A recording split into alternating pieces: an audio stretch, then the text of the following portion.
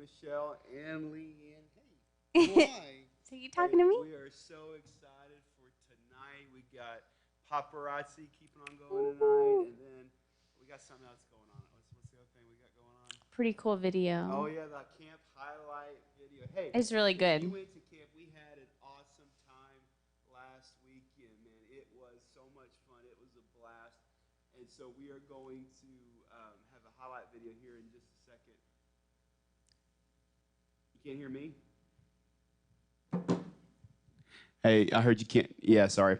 Hey, so we have an awesome highlight video we're going to play for you here in just a second. Go ahead and get another mic, honey, back there. Since I'm holding her. We got a highlight video. It's going to be awesome. But first, we just want to make sure you remember to keep giving to Speed the Light. We talk about it every week. That's because it's important. Make sure that you guys are still giving to Speed the Light. You can give at heritageag.org and then go over to the giving tab and you can give that way. Give. Can you hear that? Can y'all hear that? You should give to Speed the Light. Awesome. Hey, we got it. So before we get to our super awesome video, we're going to play a game. And what is this game called? So it's the game, well, a modified version for online service of the game of concentration. You know, like we would play it at youth convention and stuff when you're sitting there bored in a line. This is the game of concentration. No repeats or hesitation. You know, that one. What is the rhyme? I don't know the rhyme. That's the rhyme. This is the game of concentration. No repeats or hesitation. No repeats or hesitation. And then you say the category is, and then you say category. So we've already predetermined the categories, which the first one's going to be sports. Do we have to say the rhyme? No. Okay, good. Unless I don't you just remember really that. want I don't remember the rhyme. So yeah, we're going to do sports, and we're going to... Sports teams. Yes, sports teams. And any sport. Any sport, doesn't matter. Teams. And we're going to... When we start, we're each going to take a turn, and then we'll have 2 seconds. You can play with those. You'll have 2 seconds. Like, if we hesitate for more than 2 seconds, you lose. Or if you repeat one. Right. So, right. So don't repeat it. So, yeah, we're going to see who wins. And we'll have 3. Well, we'll do 2, and then if we need a tiebreaker. Okay. Go.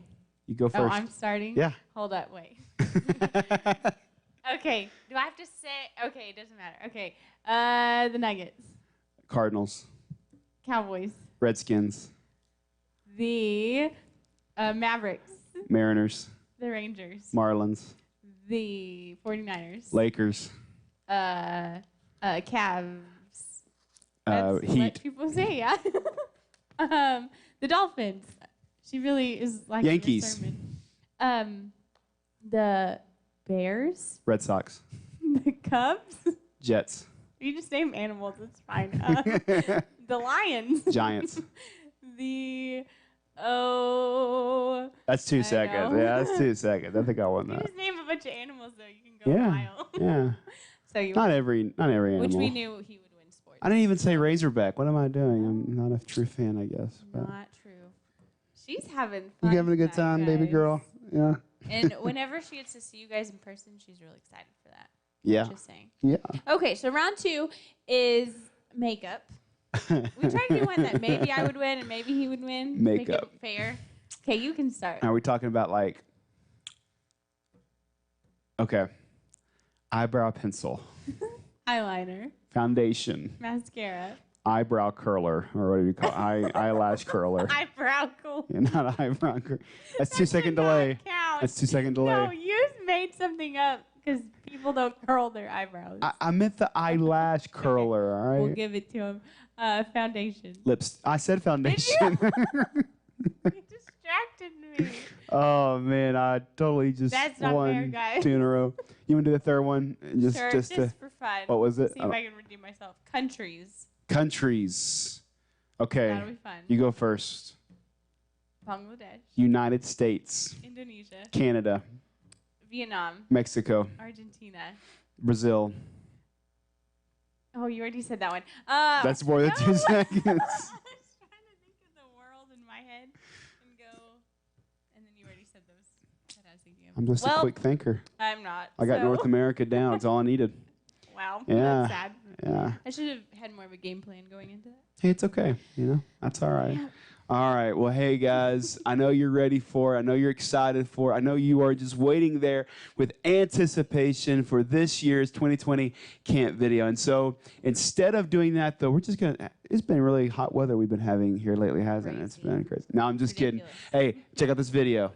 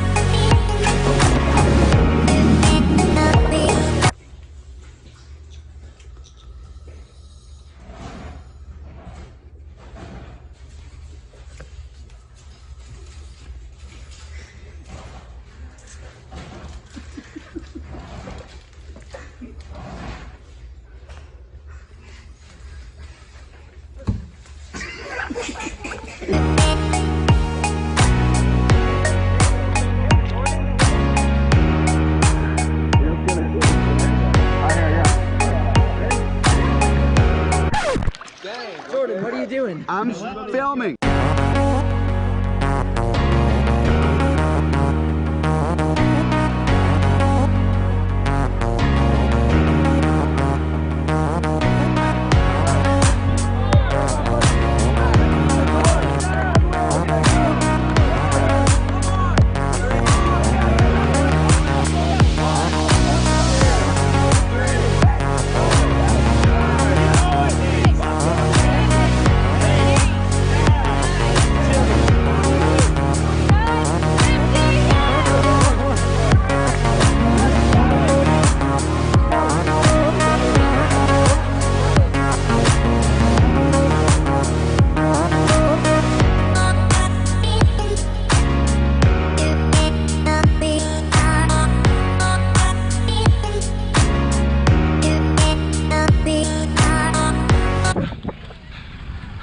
Yeah, we got this.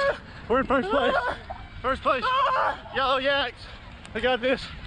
2 old men up here running, leading the group. 1 fat one. 2 fat ones. You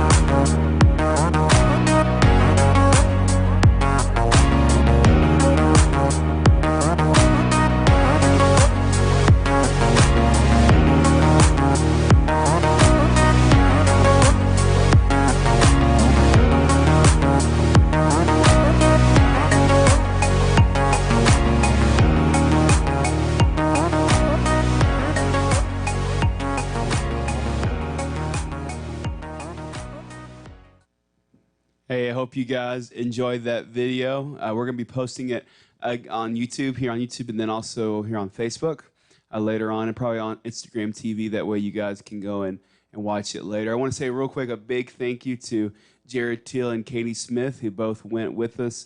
We had a great time, an awesome time, and I really appreciate you guys sacrificing your weekend and hanging out with our students. So, hey, we're going to keep going through our series called Paparazzi. Right? And paparazzi, we're talking about living our faith out loud, because here's the reality.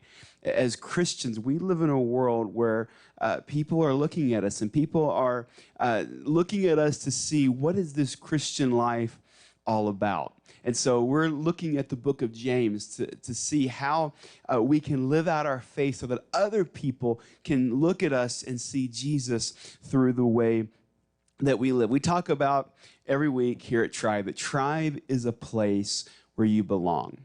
No matter what your background is, what you've done, who you are, whether you're the jock or the band geek, that you belong with Tribe. And we seek to be that friendly place where people can come in and they feel welcome, and they feel that this is a place that it can be their home.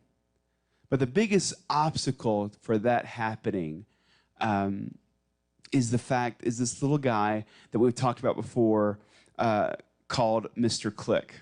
Because here's the thing. You can't fake genuine friendship.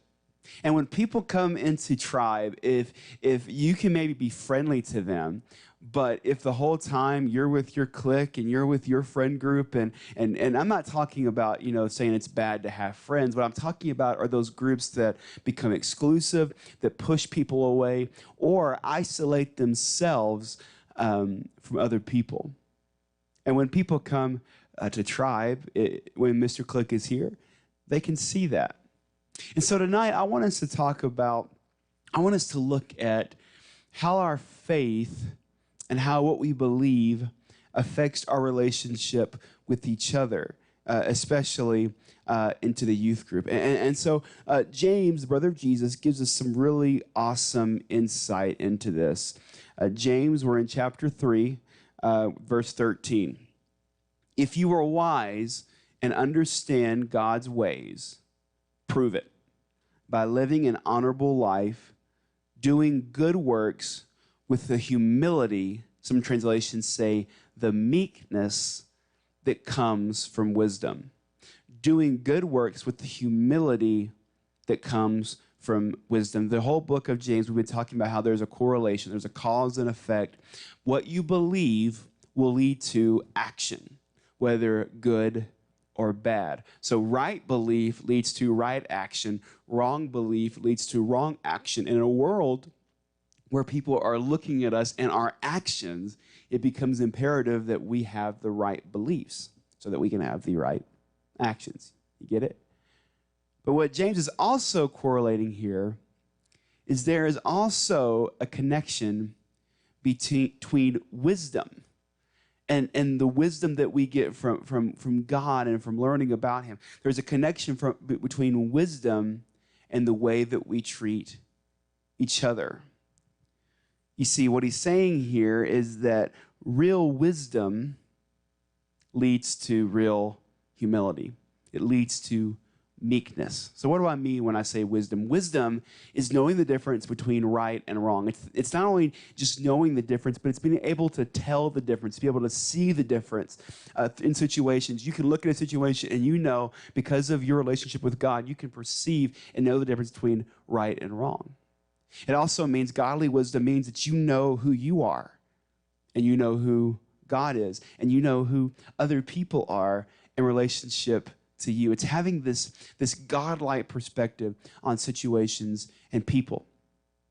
And so James says if you have that kind of wisdom, if you know God, really know God, then you are going to have humility in your relationships. See, that word meekness, that word humility there in the Greek is this idea of this huge horse, this huge bronco. It's got so much power, yet that bronco can be tamed with a small bit in its mouth. You see, meekness isn't about being lame or about being a wimp. It's having power, but knowing to control that power and to submit that power.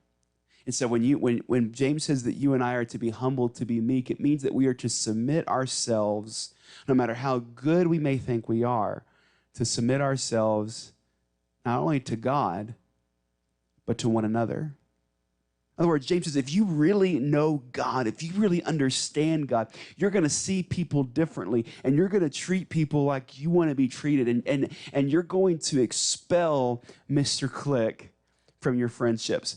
Godly relationships begin with wisdom that holds each other up. Godly relationships begin with wisdom that holds each other up. That you hold up your friends, that you hold up the people that come to Tribe, that you hold up everyone that you meet. Godly wisdom leads to this godly humility. Let's keep reading. But if you are, listen to this, bitterly jealous, and there is selfish ambition in your heart, don't cover up the truth with boasting and lying. In other words, just be honest about it. For jealousy and selfishness are not God's kind of wisdom. Such things are earthly, unspiritual, and demonic. For wherever there is jealousy and selfish ambition, there you will find disorder and evil of every kind. In other words, James says, when you don't have that wisdom that comes from God, when you don't know God, really know God, and understand who you are and who others are in relationship to God, if you don't have that, there's this room for bitter jealousy and selfish ambition, which James considers earthly, unspiritual, and demonic, evil, complete and total evil. You see, the things that these have in common is both ambition, selfish ambition, and jealousy put us at the center of our lives. It puts us at the very focus of everything we do. Let me give you, we are jealous because we don't have what they have. We're jealous because we don't have the stuff that they have or the friends that they have. So that it's about us. Or we're ambitious. We're selfishly ambitious. We don't mind toppling over other people to get the things what we want. Jealousy and selfish ambition places us at the center, and James says ruins relationships. It produces evil and disorder, he says. Do we react? Does Mr. Click cause jealousy in our friendships? Sure it does. They have something we want, whether it's athletic ability, a promotion, maybe if you're working, popularity, whatever it is, and we treat them differently because they have something that we want. What about selfish ambition? We want something, and so we push people out. We don't care about other people's feelings, and so because we want something, because we want maybe our friend group to stay the same, or we want our youth group not to be different, or we don't like them, we don't want them in our friend group, we don't want them ruining the mojo or whatever. And because of that, we're okay with hurting their feelings, pushing them aside. Or maybe it's because we want to feel comfortable. We want to stay in our comfort zone, so we don't include other people. What James is saying is that true wisdom, knowing God fully, means that you treat people differently than that. What James says is that this kind of selfishness leads to evil and disorder. In other words, for us, that kind of selfishness will destroy a youth group. Let's keep reading. Verse 17. But the wisdom from above is first of all pure. In other words, no jealousy, no selfish ambition, no self-centeredness. It's pure. It's looking out for the needs of others. It is also, listen to this, peace-loving, gentle at all times, and willing to yield to others. It is full of mercy and the fruit of good deeds. It shows no favoritism and is always sincere. And those who are peacemakers will plant seeds of peace and reap a harvest of righteousness. It's a really cool word picture. James says if you want good relationships, you need godly wisdom that will help you be peace-loving, gentle at all times, even when you're having a disagreement, because every friendship has them. Even when you're having a disagreement, it's still not about you.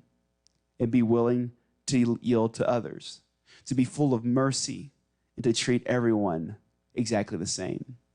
Peacemakers reap good relationships. Let me ask you, what are you sowing into your relationships? Are your friend groups centered on selfish ambition, only what you guys want? Are your friend groups centered on jealousy, hating on groups of people because they might have something that you secretly want, even though you won't admit it to yourself? Are your friend groups loving to one another, welcoming to those outside of the group? Do your friend groups let Mr. Click hang out? If you sow peace into your relationships, into your discussions, into your interactions, this goes with your interactions with your teachers, with your friends, whoever it is. If you sow peace, you will reap peace. But if you sow in more strife, more arguments, more cliques, more outbursts, you will reap disunity and disorder. If you want to make a difference in the world, sow peace. But it begins at really knowing and understanding God. Because when you understand God, you understand who you are. If you understand God, you understand who everyone else is. And if you understand God's love for the world, it changes the way that you act to one another. Godly, unselfish wisdom leads to healthy relationships. So what do we do with this sermon? Number one, ask God to give us the wisdom to see others as he sees. Ask God to give you wisdom. James says, if any man lacks wisdom, let him ask of God. In other words, if you need wisdom, know God more. Listen, for those of you who just went to camp, or you didn't go to camp, but you wanted to, there's a plan on YouVersion, 21 days after camp. Man, start there. Start reading that. What a great way to learn more about God, to know his wisdom, to know his heart for other people. Number two, fight the cliques. You know what's dangerous about Mr. Click? We usually don't know that he's even there. He comes when we're not aware, and he's like, if someone has really stinky feet, they don't know they have stinky feet. The only person that doesn't know they have stinky feet is them. And the same thing is true with cliques. The only people that don't know where the cliques are the people that are in the cliques. And so we have to be careful. We have to always be conscious that we fight the cliques, and we always have relationships that are inclusive and that are loving to everyone. Number three, be humble and meek to all. Meekness in the Greek world was considered a bad thing. But James says, no, meekness is a good thing. Submitting yourself to God and to others, that is real strength. And number four, sow peace, not more disunity.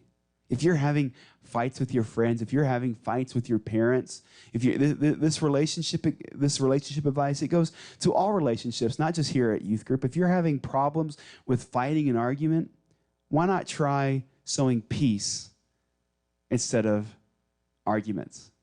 Why not try random acts of kindness? Why not try going the extra mile? And I just think that just maybe, if we would learn his peace, and if we would learn his wisdom and learn more about him and see others the way he sees them, and sow peace in our relationships instead of strife, I believe if we did that, we would see radical changes in our relationships. I believe if you did that, your relationship with your mom and dad might be a little bit different. Your relationship with your brother and sister might be a little bit different. And I believe that if we did that as the church, when we live our faith out loud like that in the world is going to take notice. Let me pray for you real quick. Lord, I thank you for these students. Lord, I thank you for the book of James and what it has to teach us. God, I pray, Lord, that what you did in some of these students' lives at camp, that it would not end there, but this would just be the beginning. God, I pray that you would help us, Lord, to have your wisdom, to see others as you see them, Lord, to sow peace and not disunity. Lord, that you'd help us, Lord, in our relationships, to see them as you see them, to see our mom or dad, Lord, as you see them, to see our brother or sister, our friend, or that stranger who comes to Tribe on a Wednesday night, that we would see them as you see them, and that wisdom, Lord, would lead to us being a youth group where everyone belongs, no matter who they are, what they've done, what they think they are. But Lord, we would be a place where they could find belonging and find your love and your hope. God, I pray that you would give these students a great week, that you'd keep them safe. In Jesus' name, everybody said, amen. Hey, we love you guys. Michelle and I, Leanne, we love you. We're praying for you. If you need anything, we're only a text or a phone call away. We'll see you guys real soon. Later.